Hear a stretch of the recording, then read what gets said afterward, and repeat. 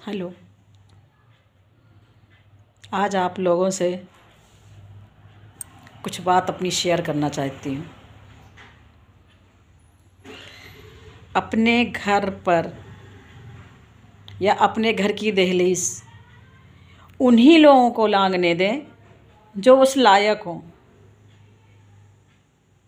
और किसी से भी रिश्ता जोड़ने से पहले, किसी को कोई भी रिश्ता बनाने के लिए अगर कोई आपके घर आ रहा है, आपसे बहुत ज़्यादा हमदर्दी दिखा रहा है, तो एक बार ज़रूर सोचें कि आखिर ऐसा हम में क्या है कि जो ये इंसान हमसे हमदर्दी दिखा रहा है। मेरे साथ भी यही हुआ। एक दिन मेरा गेट खटका, मैंने गेट खोला, दो लोग मेरे घर के अंदर आ गए, हस्बैंड वाइफ थे। तो मैं उनको एक्चुअली पहचान नहीं पाई। उन्होंने अपना परिचय खुद दिया। मैंने पूछा कि हमने पहचाना नहीं आपको। तो उन्होंने परिचय दिया, अरे भाभी जी हम आए थे।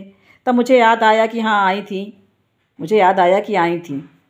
मैंने रिस्पेक्ट दिया, बैठाला उठाला, और मैं समझ नहीं पाई कि वो लोग वो जैसी देखने में है वैसी है नहीं। और जब तक मैं उसको समझ पाती तब तक बहुत देर हो चुकी थी।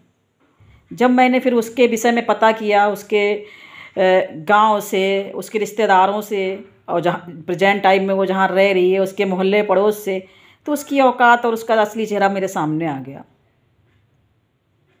और मीठा तो इतना बोलती है कि अच्छों की आंखों में धूल झोंक दे। उस दिन समझ में आया कि दुनिया कितनी आगे चली गई और मैं कितनी बेवकूफ़ बनती रही। खैर, फिर भी गर्व है कि वो मेरे पीछे आई, मैं उनके पीछे नहीं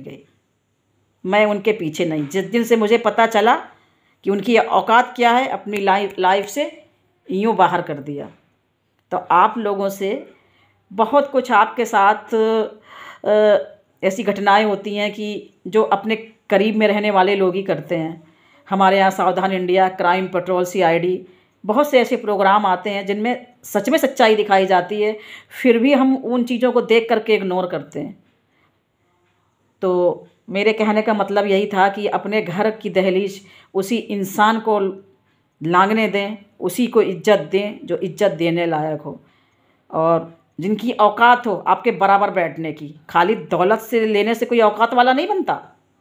तो ऐसे घटिया और ऐसे बेऔकात लोगों को पहचानना सीखिए, शायद आप ज़िंदगी में धोखा नहीं खाएंगे।